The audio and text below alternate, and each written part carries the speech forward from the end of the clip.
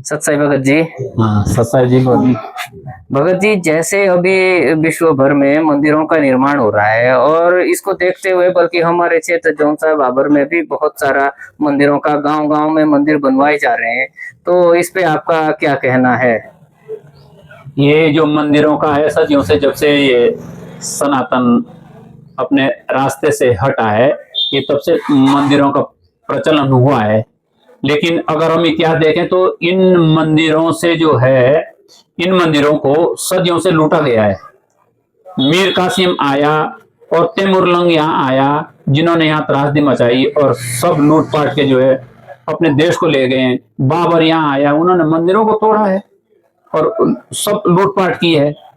इन मंदिरों से हमारा भला नहीं हो सकता, क्योंकि हम मंदिरों में जो बैठे हैं उनको भगवानों के भरोसे बैठे हैं, जो कि एक शास्त्र विरुद्ध साधना है। वो शास्त्र हमारे उसको प्रमाणित नहीं करते हैं। हमको शास्त्रों के अनुसार हमको साधना करनी चाहिए ताकि हमें ईश्वरी लाभ मिले और ईश्वरी मदद मिले। इस सनातन को कभी ईश्वरी मदद मिली ही नहीं है।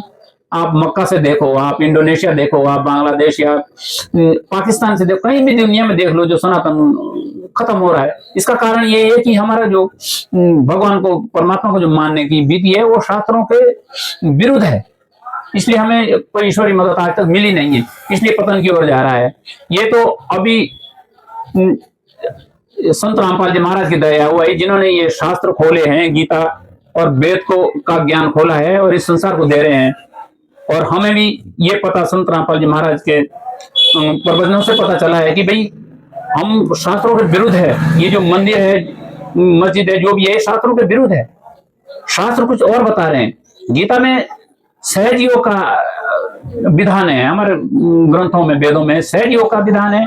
सहज योग से वो प्रमाणित मंत्रों का जाप करके करने का होता है। ये जो विधि है संत रामपाल जी महाराज ने ये बताई है। आज हम संत रामपाल जी महाराज के भगत हैं और हमने गुरु धारण किया है। संत रामपाल जी महाराज ने ये ज्ञान हमारे को दिया है और अब 6-7 साल से भक्ति कर रहे हैं। अब हमें सुखी सुख है, अब हमें ईश्वरी मदद मिल रही है और सुख भी भोग रहे हैं और अब निश्चिंतता आ गई हमारे अंदर। आपका कहने का मतलब है कि मंदिर में देवताओं का वास नहीं है, तो फिर जो पुजारी मूर्ति में प्राण प्रतिष्ठा करते हैं, तो क्या उस मूर्ति में प्राण नहीं डाले जा सकते? भैया ये तो ऐसे है कि अगर उसमें प्राण होते तो वो कुछ, फिर वो वहां मूर्ति वहां मंदिर में थोड़ी बैठी रहती, फिर घूमती फिरती, इधर जाती उधर जाती।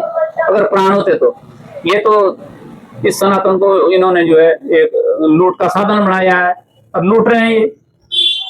अगर प्राण होते तो वो चलते नहीं, फिर बात करती वो मूर्ति फिर, लेकिन वो सब झूठ है।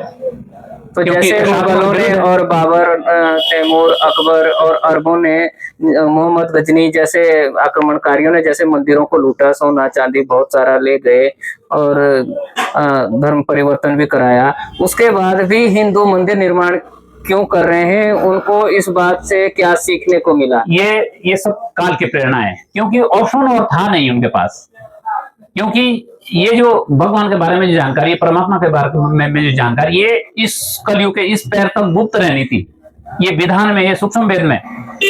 और इस समय एक सदगुरु परमात्मा आना था इस धरती पे, तब इस ज्ञान को दुनिया के लिए बांटना था। वो संत रामपाल जी महाराज जो इस समय आए कलयुग इस पैर में।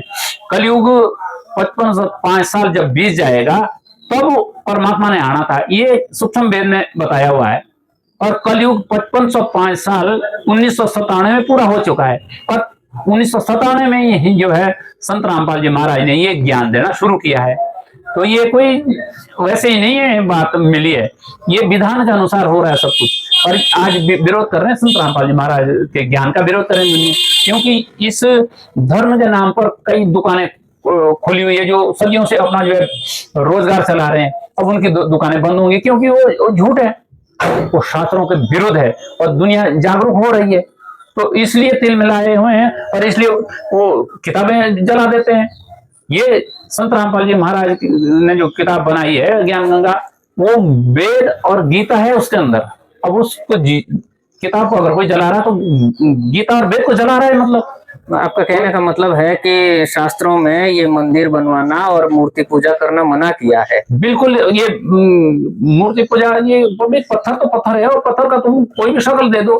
अब पत्थर का हम नरेंद्र मोदी बना दे तो नरेंद्र मोदी का काम नहीं करेगा वो। नरेंद्र मोदी का, प्रधानमंत्री का जो काम है नरेंद्र मोदी जी ही करेंगे। वो पत्थर की मूर्ति बनाने से वो नरेंद्र मोदी का काम सफल नहीं हो सकता। लेकिन हम, हमारे धर्म, नकली धर्म गुरुओं ने, हमारे पंडितों ने हमारे को ऐसे रास्ते में लगा दिया है कि जो खाई की तरफ जा रहा है, जो गर्त में जा रहा है, ये सनातन के पतन की ओर जा रहा है।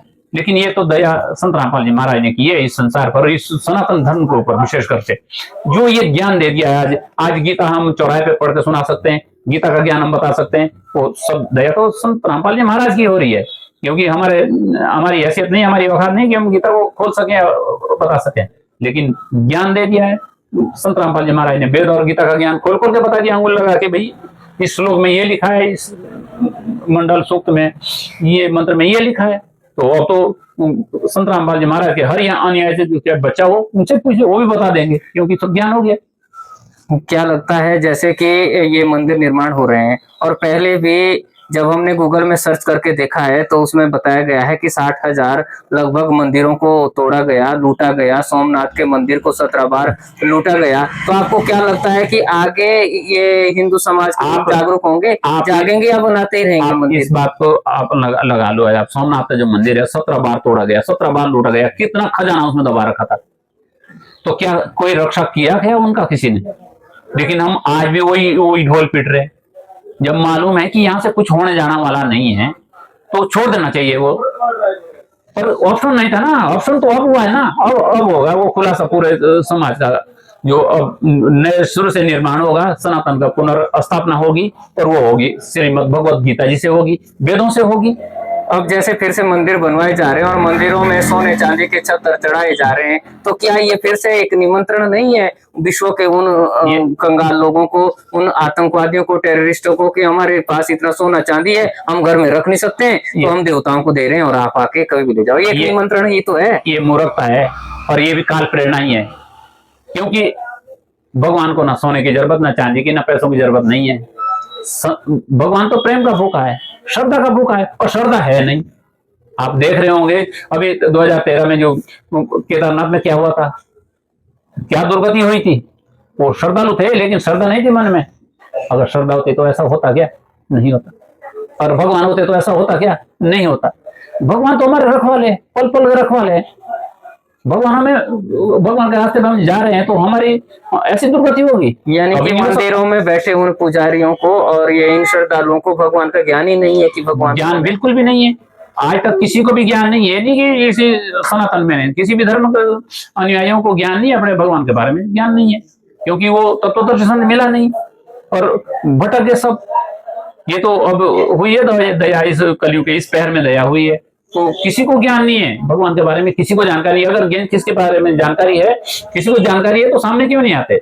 संत रामपाल जी महाराज ने तो खुला चैलेंज कर रखा है, भाई तुम्हारा ज्ञान है तो सामने रखो, हम भी आप लोगों के साथ हो जाएंगे। पर ज्ञान होगा तो रखेंगे सामने। वो तो मन माने आचरण पे सब धर्म, तो कुछ नहीं है ये तो अब जो ज्ञान दिया संत रामपाल जी महाराज ने, यही चलेगा, पूरे विश्व में चलेगा। कुछ दिन ये चीज तो जरूर करेंगे, क्योंकि जिसकी रोजी रोटी जा रही है, भागता चोर क्या कहते हैं, लंगोटी भली, तो वो चल रहा है। अब ऐसा क्यों हो रहा है? जैसे आशाराम, राम रहीम, निर्मल बाबा जी जेल में है और संत रामपाल जी महाराज भी जेल है, तो संत रामपाल जी महाराज जी के जेल में रहते ही करोड़ों शिष्य क्यों बन रहे हैं? यही तो बात है, क्यों बन रहे हैं? जब 2014 में जब भाजपा सरकार आई, 2014 में आई, तो तुरंत इन्होंने जो है बाबा लोगों को जो है अपने अंडर में ले लिया। तो इसमें संत रामपाल जी महाराज को भी लिया इन्होंने। तो सबकी तुलना एक से नहीं की जाती है। अब इनको ये शायद खतरे का आभास हुआ है कि भाई ये तो राजनीति को में इनका हिस्सेदारी नहीं रहती, तो ये कैसे काबू आए, और ये इनका तो बढ़ता जा रहा है। तो ये छोटी सोच आई दिमाग में और जो ये काम किया है। लेकिन हम इन चीज को नहीं मानते, ये तो एक परमात्मा की लीला है। संत रामपाल जी महाराज परमात्मा है और उनकी लीला है, वो अपने विधान से इस दुनिया के साथ निपटेंगे, जो उनका विधान है। लेकिन हमारी तुच्छ बुद्धि है, वो जो भगवान की लीला को कैसे समझ सकते हैं कि वो क्या लीला कर रहे हैं। लेकिन हमने तो ज्ञान, हमें इस गर्द से निकाला है, मैं शराबी, मैं मांसाहारी, मैं व्यभिचारी आदमी, और आज मैं गीता पकड़ रखा हूं, तो क्या ये कम है क्या? जो हमारे राक्षस से देवता तुल्य बना दिया, ये बात अब कैसे नजर नहीं आ रही है दुनिया को? जानते सब हैं, सबको मालूम है कि उन मंत्रों में इतनी शक्ति है कि वो, उसका कहना ही कुछ कहा नहीं जा सकता उसके बारे में, धन्यवाद। क्योंकि वो प्रमाणित मंत्र है। धन्यवाद।